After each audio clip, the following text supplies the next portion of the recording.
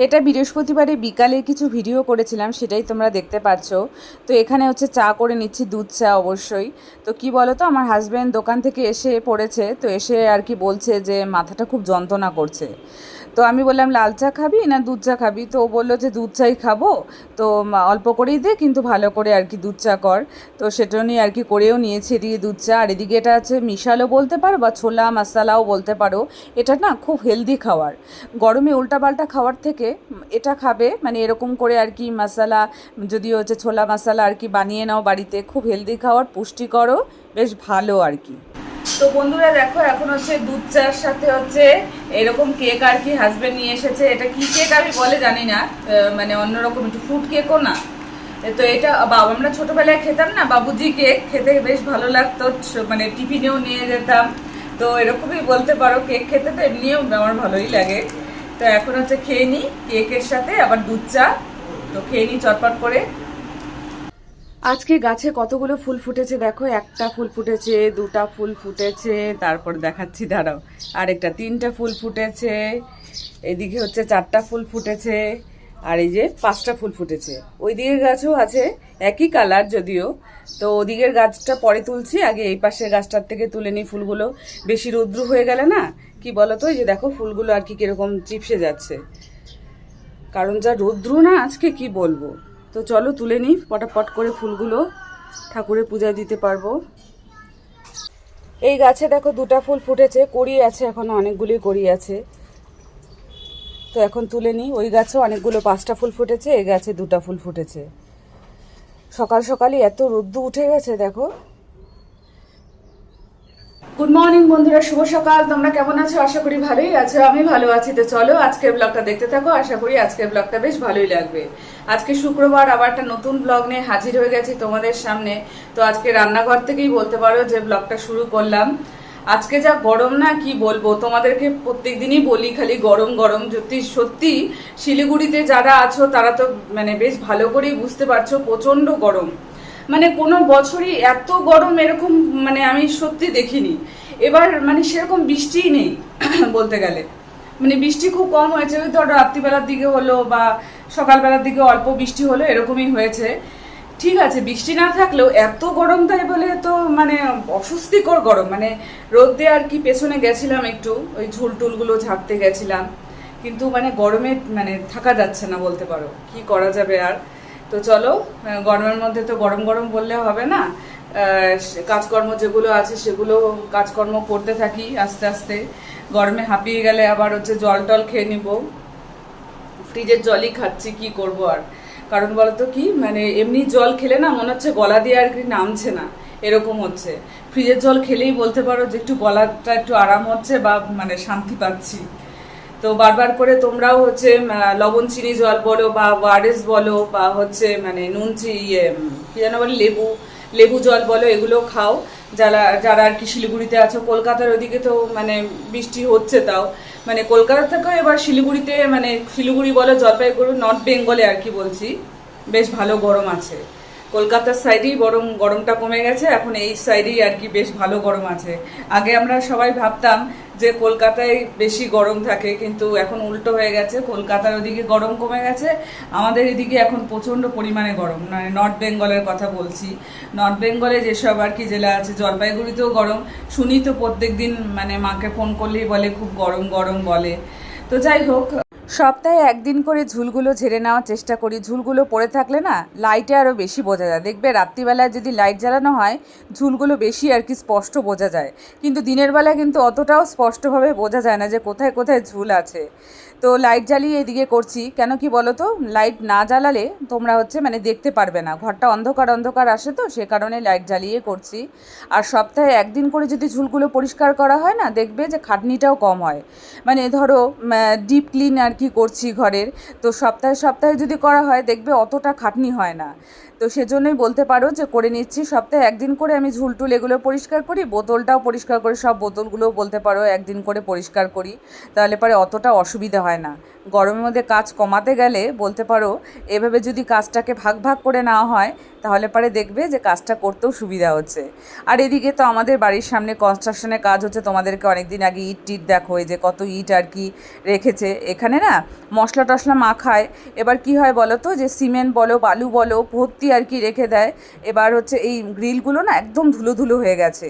ধরো হচ্ছে মানে গ্রিলটা খুলতে গেলাম তখন না এত ধুলো ধুলো লাগে, দেখতে এত বাজে লাগে কি বলবো। আর কালারটাও বলতে পারো যে কীরকম হয়ে যাচ্ছে, ধুলো পড়লে পারে যেরকম হয় আর কি। তো ওটাও আর কি মুছে নিচ্ছি, এখন মোছা হয়েই গেছে বলতে পারো। আমাকে কে ভিডিও করে দিচ্ছে বলো তো, আমাদের পাশাপাশি বাড়ির একটা বাচ্চা আসে, তো এখন সব বাচ্চারাই তো মোবাইল সম্বন্ধে জানে, তো এখন ও টিভি দেখতে আসে এই টাইমে। তো আমার শাশুড়ি মার সাথে টিভি দেখে, তো ওকেই বললাম একটু আমাকে ভিডিও করে দিতে। তো আজকে তো শুক্রবার, জানো নিরামিষ খাই, তো আজকে নিরামিষের মধ্যে কি কি রান্না হলো তো সেগুলো একবার তোমাদেরকে দেখিয়ে দিই চলো। তো এখানে দেখো মুসুর ডাল সিদ্ধ, মুসুর ডাল সিদ্ধই আমার বেশি ভালো লাগে। আর এখানে হচ্ছে পুঁই শাকের মানে চচ্চড়িও বলতে পারো বা এমনিও তরকারির মতনও বলতে পারো। আর এটা হচ্ছে আলু ভাজা, সকালে অল্প খেয়েছি, এখানে আছে, এক হাত দিয়ে না হয় না। এখানে হচ্ছে আলু পটল ভাজা। আচ্ছা, এটা হচ্ছে পনির তরকারি, এই যে দেখো পনির তরকারি। আর এই 50 টাকা থালি। 50 টাকা থালি? হ্যাঁ। পেট খারাপ হবে না তো খায়? না, কেন পেট খারাপ হবে?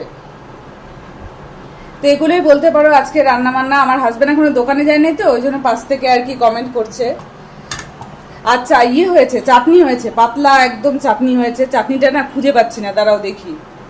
তো বন্ধুরা চাটনি খুঁজে পাওয়া গেছে, ওই যে ওই রান্নাঘরে ছিল চাটনি, একদম পাতলা আমের চাটনি বলতে পারো।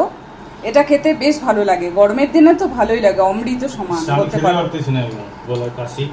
কাশি হলেও কিছু হবে না খেতে। আমগুলো অতটাও টক না, আম অতটাও টক না সত্যি। তো এগুলোই বলতে পারো আজকে রান্নাবাড়ি।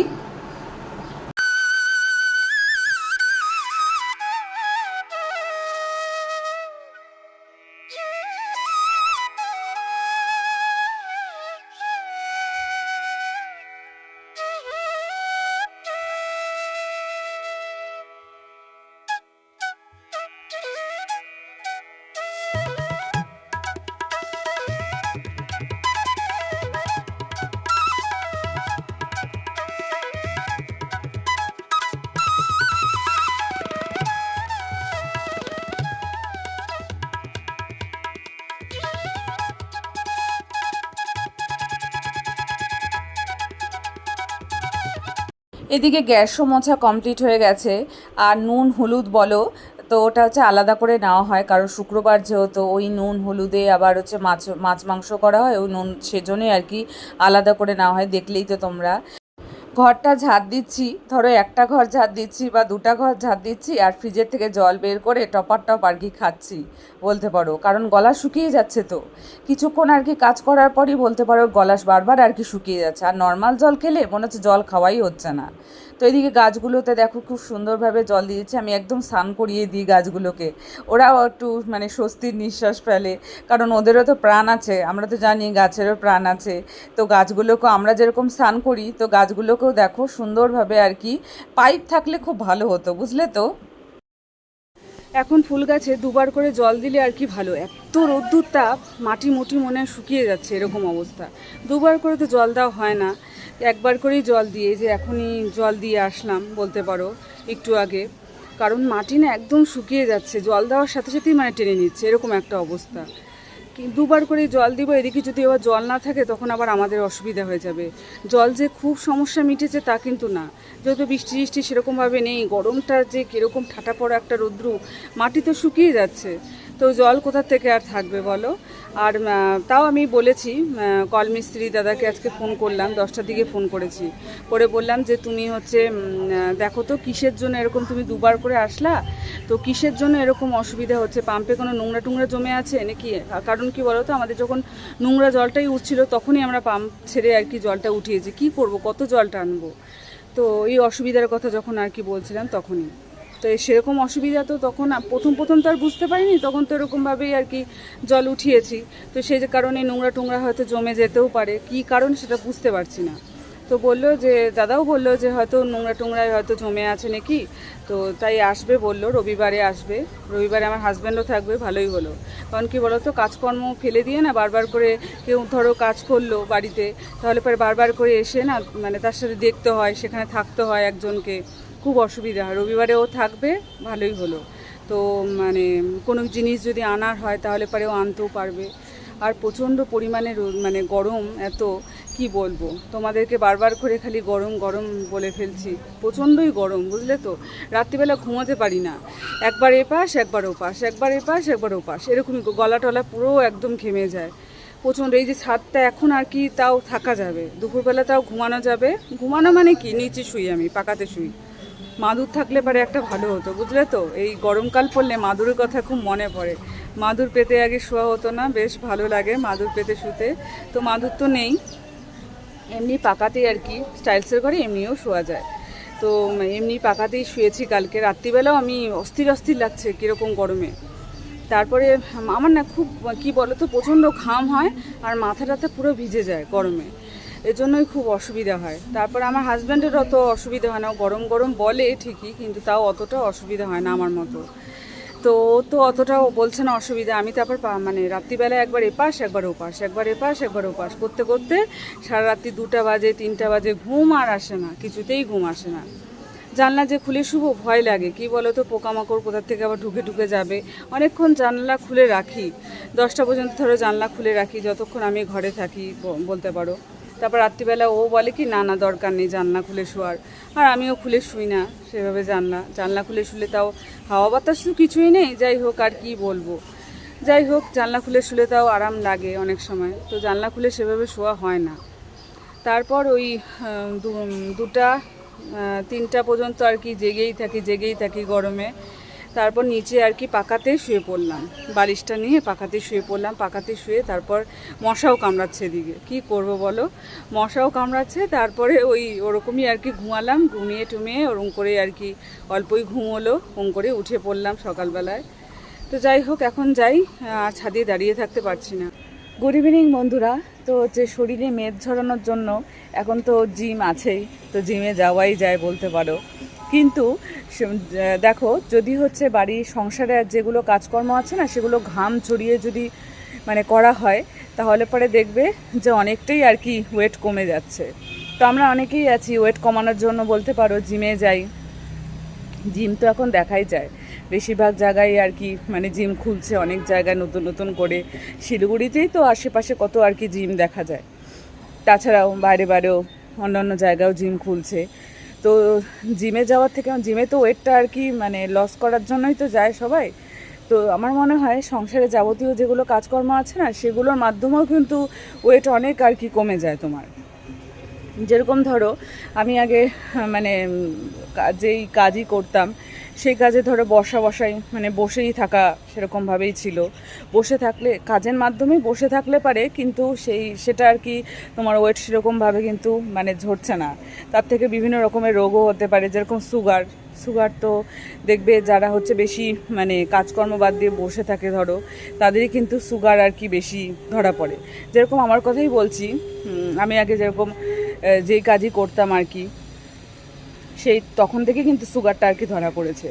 কিন্তু তার আগে বাড়িতেও টুকটাক কাজ করতাম, তো এখানেও আর কি কাজ করছি। এখন কিন্তু সুগারটা আর কি, সুগার আছে, সুগার তো একবারে যখন মানে ধরা পড়েইছে, সুগার একবারেই তো যাবে না, নির্মূল হবে না।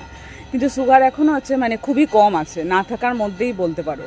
তো সুগারটাকে কী করে কন্ট্রোল করতে হয়, সেরকম ভাত খেলাম না, ধরো রুটি খেলাম, যাই খাও, কি বলো তো, সবচেয়ে বড় কথা কি, যাই খাও কিন্তু তুমি যদি হাঁটাহাঁটি করো বা কাজের মধ্যে থাকো না, তাহলে পরে দেখবে যে তোমার ওয়েটটা কিন্তু লস হচ্ছে। জিমে যাওয়ার কোনো প্রয়োজন হয় না আমার মনে হয়, তাই আমি সেটাই তোমাদেরকে বলছি। কি বলো তো, কটা বাজে এখন, 6:30 বাজে। তো এখন একটু রোদ্দুরটা কম আছে, এই জন্যই ভাবলাম যে তোমাদের সাথে আসি, একটু কথা বলি বিকালের দিকে। কারণ মানে কথা বলাই যায় না সেরকমভাবে, এখন এত গরম না, ছাদে আসাও যায় না সেভাবে, কথাও বলা যায় না। তো এখন একটু দেখতেই পারছো অন্ধকার অন্ধকার একটু হয়েছে, সন্ধ্যাবাতি দিব এখনই। আর যাদের আছে তাদের দেখবে ডাক্তারবাবু বলে হাঁটাহাঁটি করবে, শরীরে ঘাম মানে জোরে জোরে আর কি হাঁটবে, ওই আস্তে আস্তে হাঁটলে হবে না। এখন দেখো আমি যে সংসারে কাজগুলো করছি অতটা হাঁটার কিন্তু প্রয়োজন হচ্ছে না, যে বাইরে গিয়ে আমাকে হাঁটতে হবে তার জন্য আর কি ওয়েটটা লস করতে হবে সেরকম কিন্তু দরকার হচ্ছে না। কারণ সংসারে যাবতীয় কাজ করছি, এখনও সুগার যদি মাপা হয় সুগার কিন্তু আমার নর্মালি থাকবে, সেটা বোঝাই যায়। তুমি নিজের শরীর দিয়েই আর কি বুঝতে পারবে সুগারটা কখন বাড়ছে কখন কমছে, সেটা আর কি ডাক্তারবাবুর কাছে না গেলেও হবে। আমি তো বুঝতে পারি, সেক্ষেত্রে তোমাদেরকেও বললাম সে কথাটাই, যে বাইরে গিয়ে হাঁটাহাঁটি করলাম বা তাতে সংসারে কাজকর্ম করলে পরেও অনেকটা ওয়েট লস হয়। তার সাথে সাথে হচ্ছে সুগার যাদের আছে না তাদের বসে বসে থাকলেই সুগারটা বেশি বাড়ে, আমি দেখেছি এটা। তো সে কারণেই বললাম। আর বিভিন্ন রোগেরও উৎপত্তি হয়, যত ওয়েট বাড়বে তত বিভিন্ন রোগও আর কি তোমাকে চেপে ধরবে। আর যত এই জন্য হচ্ছে মানে কি বলতো, শরীরটাকে আর কি মানে কাজের মধ্যে আর কি রাখা উচিত মানুষের। তারপরে দেখবে সুগার বলো অন্য কোনো রোগ বলো বাসা বাঁধতে পারবে না, আর ওয়েটও লস হবে। আজকের ব্লগটা আমি এখানেই শেষ করে দিচ্ছি। ভালো লাগলে অবশ্যই লাইক কমেন্ট সাবস্ক্রাইব করতে বলো না, পাশে থেকো। বড়োদেরকে জানাই অনেক অনেক প্রণাম, আর ছোটোদেরকে জানাই অনেক অনেক ভালোবাসা জানিয়ে আজকের ব্লগটা আমি এখানেই শেষ করে দিচ্ছি। কালকে আবার দেখা হবে নতুন দিন নতুন সকালে। ততক্ষণ অবধি তোমরা সুস্থ থেকো, ভালো থেকো, গুড নাইট। যারা যারা ভিডিওগুলো দেখছো তারা প্লিজ একটু লাইক করে দিও, কমেন্ট করে দিও, শেয়ার করে দিও, সাবস্ক্রাইব অবশ্যই করে দিও।